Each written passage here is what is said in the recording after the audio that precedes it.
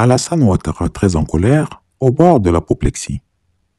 Le despote des lagunes, Alassane Ouattara, a très mal vécu la fête de son prétendu anniversaire ce 1er janvier 2022. Pour cause, un mauvais alignement des étoiles sur sa tête. Plus rien ne va chez l'occupant du palais présidentiel ivoirien qui ne sait plus où donner de la tête tellement les événements s'accumulent pour lui gâcher l'humeur. Alassane Ouattara, c'est connu, est un homme qui n'aime pas la contradiction et qui déteste la critique. En somme, c'est un dictateur inguérissable. Pour peu, il se met dans tous ses états. Il faut dire que le week-end du 30 au 31 décembre 2021, donnant au 1er janvier 2022, le médecin personnel du dictateur des lagunes a eu fort à faire. En effet, à l'occasion de la fête de Noël, un Guillaume Soro serein, balle de basket en main, avait annoncé dans une courte vidéo, rapidement devenue virale sur le web, son intervention de fin d'année 2021 en compagnie des militants de son mouvement Génération et Peuple Solidaire, GPS. Alassane Ouattara avait aussitôt mobilisé toute son équipe de communication, y compris ses relais internationaux, dans l'espoir d'étouffer dans l'œuf ou tout au moins de contrer Guillaume Soro et son GPS. Mais pendant qu'Alassane Ouattara s'activait à mettre Guillaume Soro sous l'éteignoir, une autre information est tombée sur le bureau du despote. Le président du PDCI-RDA, l'ancien président de la République Henri Konan Bédié, annonçant qu'il allait délivrer un discours solennel le 31 décembre 2021. Le courroux d'Alassane Ouattara a aussitôt augmenté. Il a fulminé comme un lion en cage, tempêtant entre de nombreux jurons grossiers qu'il allait faire un malheur, invoquant ses grands dieux suspects qu'il allait mettre ce vieux Bédié définitivement au pas pour enfin avoir la paix. Car il n'y a que moi, Alassane Ouattara, qui doit délivrer un discours de fin d'année en Côte d'Ivoire et personne d'autre, a-t-il hurlé dans une colère au bord du sanglot, comme un enfant à qui on apprend que le Père Noël ne viendra plus. Pire, les choses se compliquèrent d'autant plus qu'une fausse information annonçait dans la foulée que l'ancien président Laurent Gbagbo comptait lui aussi délivrer une allocution solennelle. C'était la mauvaise nouvelle de trop. Alassane Ouattara, presque en transe, blêmit, devenant pâle et frisant l'évanouissement. Son courroux était tel que son épouse, Dominique Nouvian Folorou Ouattara, paniqua et fit venir Dardar, le médecin personnel d'Alassane Ouattara. Le pauvre docteur n'en peut plus de devoir être tiré tout le temps ainsi de son lit pour venir calmer le dictateur maladif. Rapidement, une piqûre de somnifère lourd fut assenée à l'infortuné Alassane Ouattara, qui aussitôt s'effondra brutalement dans un sommeil sans rêve. En effet, la plupart du temps, cet individu ne s'endort que sous une bonne dose de zolpidem, un médicament connu pour appartenir au groupe des imidazopyridines. À d'autres occasions, son médecin de guerre lasse lui inflige du Donormil et bim. Alassane Ouattara tombe et dort pour la paix de tout le personnel de sa maison, qui souffle enfin après ses pics de rage. Ce n'est donc que le lendemain, 31 décembre 2021 à 10h, qu'on a réveillé, lavé, massé et habillé un Alassane Ouattara encore étourdi. Puis, après qu'il ait un peu émergé, on l'a aussitôt conduit vers la salle d'enregistrement de son allocution de fin d'année 2021, après un petit déjeuner léger fait de jambon, de lard de porc grillé communément appelé bacon et de jus de gingembre, sans oublier ses nombreux comprimés régulateurs. Pour le coup, Dominique Ouattara a été intraitable envers tout le personnel de maison.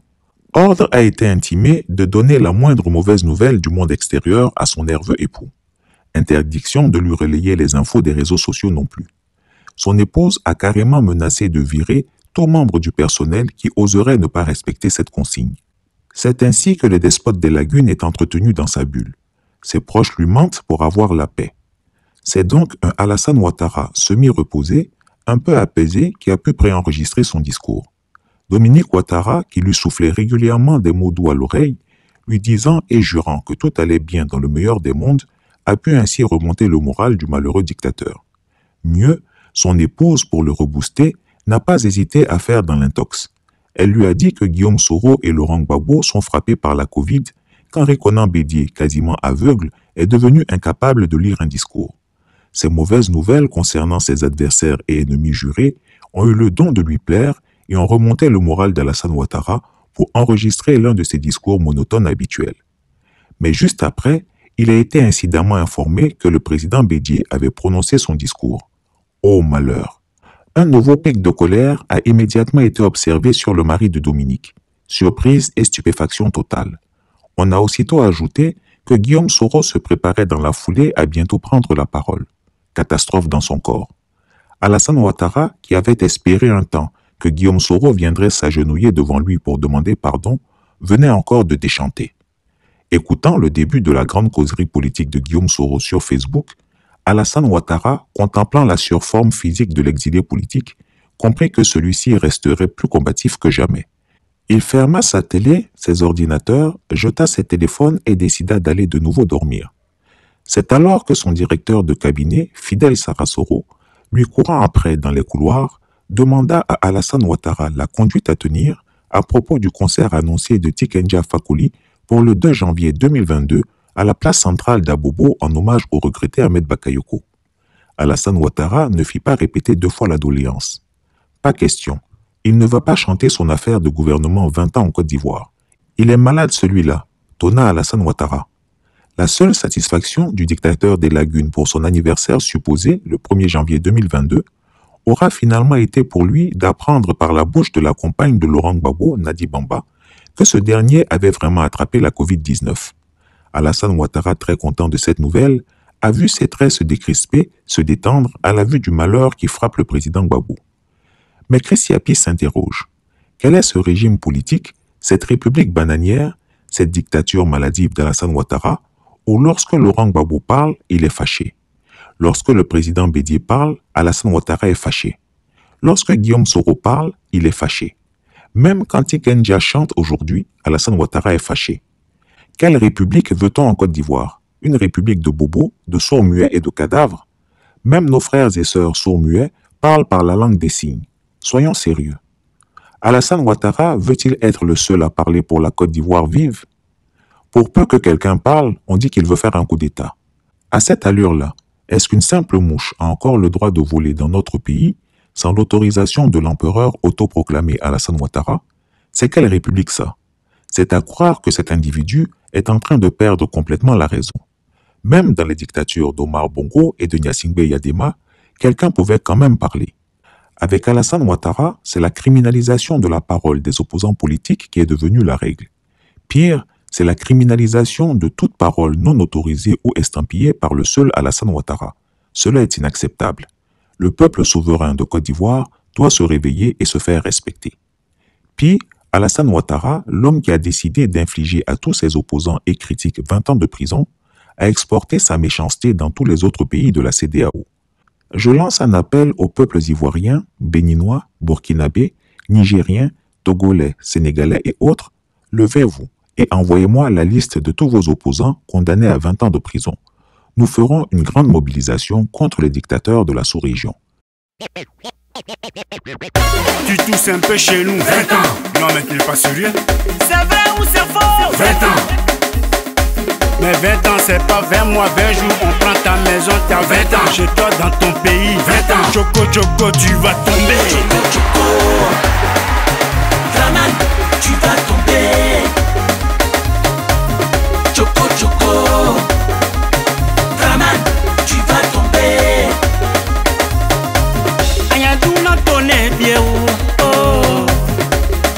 Saint-Gelais, elle est très cao. Pour un mandat de trop, il ne fait que nous tuer. Ce mogol-là, il n'est pas normal. Choco, choco.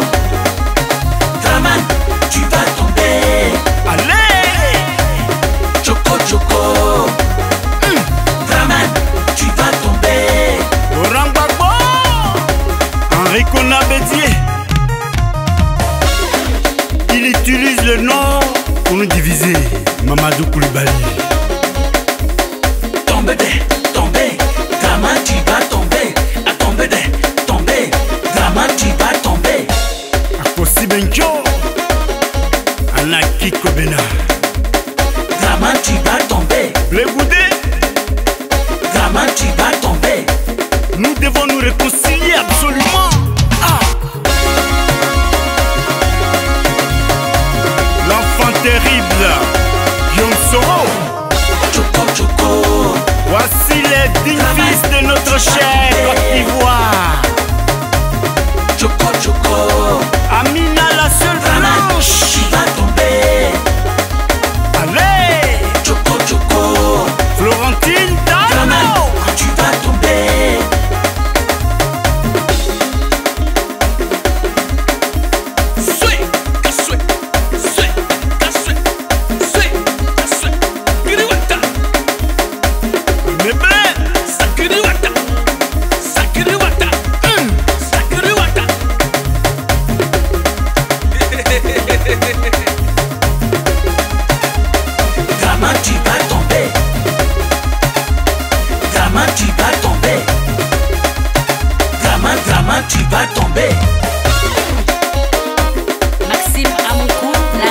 sans bruit.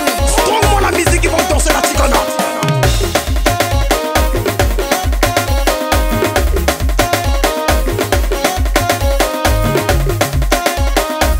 Allez, GPS Guillaume Soro, donne-nous le secret sucré qui dérange tant.